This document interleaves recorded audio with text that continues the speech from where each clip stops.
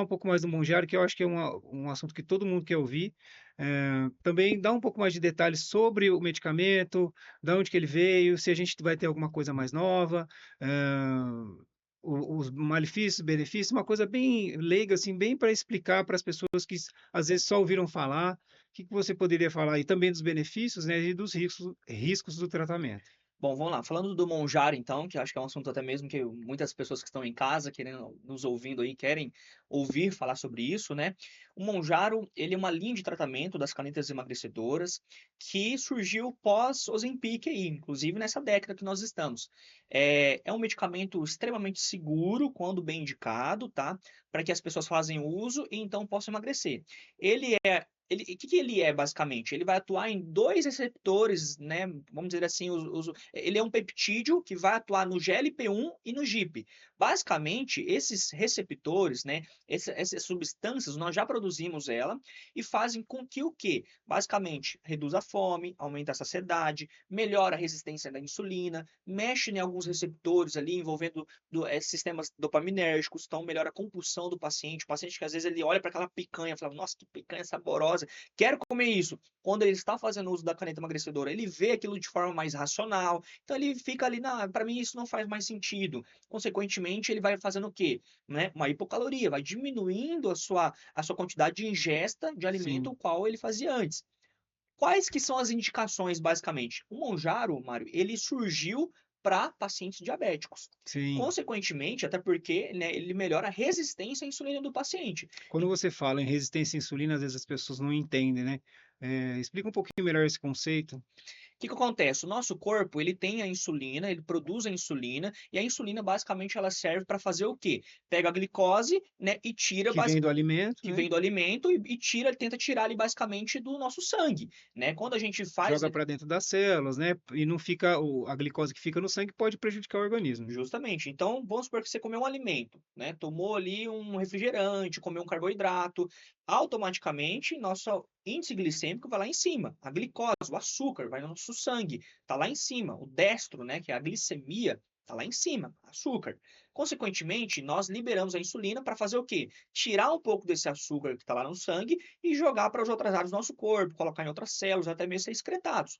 Só que quando a gente está resistente à insulina, a insulina não faz tão bem esse papel. Consequentemente, o açúcar que está no sangue fica mais tempo no nosso Mais organismo, alto. mais alto, né? Isso traz problemas de pressão alta, de aterosclerose, que é placa de gordura na artéria, né? E consequentemente piora a diabetes, que daí vai piorar rins, causa retinopatia Sim, diabética sim. e muitos outros fatores. Então nós não queremos basicamente o açúcar no nosso sangue, nós queremos que o açúcar vai para a Tem que célula, estar normal, né? tem Pelo que estar menos os normal. níveis normais. E níveis altos por muito tempo causa todo esse prejuízo, Causa né? todo esse prejuízo. Então, o Monjaro, ele é um facilitador disso, ele ajuda nessa resistência, ele ajuda ali a fazer com que a insulina, ela consegue captar essa glicose, tirar do nosso sangue e colocar para as outras áreas afins, onde realmente, né, tende o seu valor, é o que realmente tem que ser feito.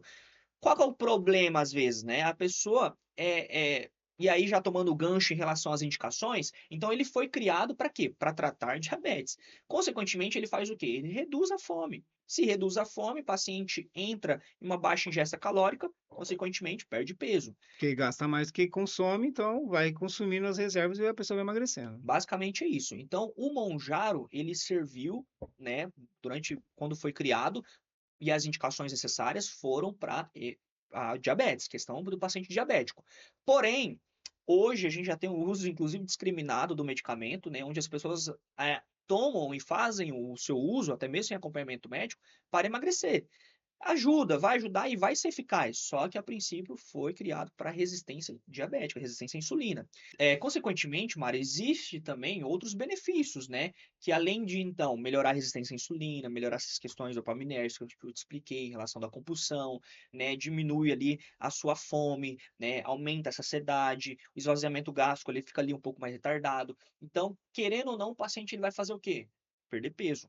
Então, se ele perde peso, a placa de gordura que está no abdômen, nas vísceras, que é ali entrelaçada aos órgãos, na nossa artéria, ela vai sendo retraída, vai diminuindo cada vez mais. Então, nosso colesterol, o LDL, né, o triglicérides, que a gente percebe nos nossos exames, eles vão ficando mais a níveis fisiológicos.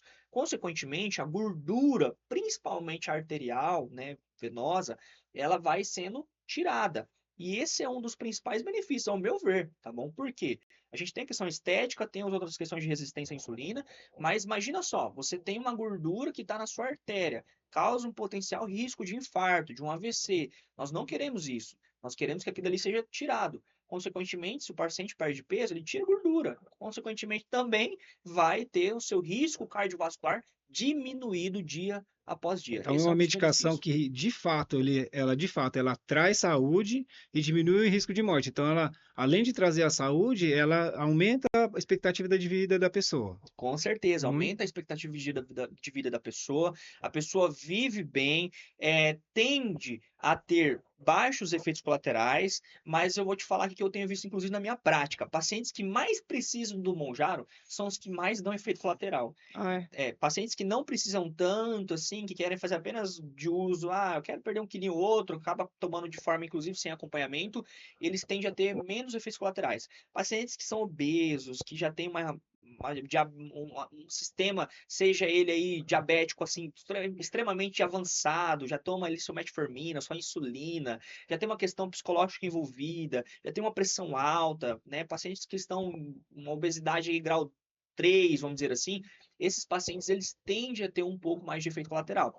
Então, E quais seriam esses efeitos? praticamente, esses efeitos colaterais, eles vão te trazer um pouco de náusea, de enjoo, né, propriamente dito, vão te trazer um pouco de dor de cabeça, pode dar dor abdominal, fraqueza, principalmente, faz um paciente ficar um pouco meio prostrado, às vezes não querer nem, né, fazer uma atividade física, que às vezes acaba dificultando, né, tem a sua questão da perda da fome, e, consequentemente, você vai ficar um pouco mais fraco mesmo, faz até Por isso meio que a sentido. dieta e o acompanhamento médico é importante, né? Às vezes eu vejo alguns pacientes que o cara, eu vou tomar por minha conta. Aí ele tem lá, quer emagrecer, sei, 10, 15 quilos, 20 quilos. E aí ele entra com o Monjaro da cabeça dele, né? O cara fica desnutrido e ele perde gordura e músculo. Então ele perde lá 20 quilos de músculo, 20 quilos de gordura e 5 quilos de músculo. E depois, quando ele para com a caneta, ele ganha aquela gordura toda e mantém sem músculo, porque para ganhar músculo é muito difícil. Muito Então fica difícil. pior do que tava, É né? justamente isso. Então, o que que a gente percebe? Hoje, o médico, ele é uma. A gente, pela consulta, diante dos nossos protocolos, a gente faz estratégias, Mário. Então, são estratégias individualizadas para o paciente. Então, tem paciente que ele vai lá e toma por conta própria e acaba realmente tomando de forma desenfreada. E querendo ou não, ele faz o quê? Perde muita gordura, mas perde músculo também, né? E fora que ele vai ficar muito cansado, e aí acaba não tendo estratégia para isso, às vezes não consegue fazer atividade física, retarda mais ainda os seus resultados, os seus ganhos. Então, uma estratégia, vou dizer assim, até me desculpa a palavra, mas estratégia burra do paciente de falar, tomar o medicamento sozinho. Sem contar que, se ele faz o uso, provavelmente ele não tem receita. Então, ele deve estar indo no mercado paralelo, que é pior ainda, que às vezes. Da onde que ele está comprando? Será que o fornecedor dele é confiável? Mesmo que seja confiável, cuidado. O Monjaro, às vezes, e a gente tem visto E ele muitos é casos, termolábil, né? Assim, com ele é sensível certeza. ao calor. Então, se vende muito longe, você não sabe como ele está vindo. Às vezes até vende de uma procedência razoável, mas como tem esse transporte que a gente também não tem controle, né? Que nas medicações legais a gente tem, às vezes o paciente está pagando barato, mas acaba saindo mais caro, né? Quantos casos nós temos visto aí, esses tempos atrás, a gente viu até no jornal, de mulheres ficando cega, desenvolvendo síndrome de Guillain-Barré. Por quê? Porque os medicamentos, como você falou, ele é sensível à luz, ele é sensível ao calor. Então, consequentemente, se não tiver num recipiente, num ambiente que realmente é um recipiente ali, a gente fala de 3 a 8 graus Celsius, mais ou menos, né, ele vai ter sua deturpação do medicamento. Esse tempo atrás eu vi um medicamento que foram apreendidos mais de 100 mil frascos que vieram do Paraguai dentro de carro de pneu. Então, olha só, cara, que Além loucura. de tudo do calor, da movimentação, é Então, assim, terrível. é uma coisa louca, em que os pacientes às vezes fazem uso de forma desenfreada, então o que que eles realmente estão tomando? Pode até ser que ali a princípio eles não vejam os resultados agudos a nível curto, em curto prazo, né? Às vezes uma consequência tão exata assim, mas futuramente vai saber o que, que pode isso Sim. acontecer. Então, tem que ter um cuidado nessas questões, né? De estar tomando, fazendo de forma desenfreada ou não. Mas o que, que eu digo para você, paciente? É mais fácil hoje você investir na sua saúde, investir naquilo que você realmente vai ter resultados, né, fidedignos, resultados plausíveis, com segurança e com ética, do que às vezes você pagar um preço até maior, né, do que você realmente se enquadra hoje. É melhor você não tomar, cara, então, entendeu? Porque Paga às vezes realmente até com a saúde, né? paga com a saúde, literal. Esse é o pior. Esse é o pior cenário, você pagar com a sua saúde. Vai lá, compra algo realmente para ser vantajoso e acaba não sendo. E a gente viu isso durante muitos anos, né, o Mário? Até mesmo como, por exemplo, eu lembro que muitas pessoas, mulheres, faziam cirurgias plásticas, iam para fora até mesmo, não sabia nem com quem estava fazendo. Às vezes até tinha um profissional muito bem adequado, muito bem profissionalizado, mas outros nem profissionais eram. Então, assim, às vezes você acaba fazendo algum procedimento até mesmo estético, isso, e acaba querendo ou não tem que investir. Hoje a gente tá falando de saúde, não estamos falando somente de beleza, de emagrecimento. Estamos falando de saúde, de E qualidade de vida, saúde, qualidade de vida, produtividade, né? com certeza. E pessoas mais felizes mesmo, né? Isso mesmo. E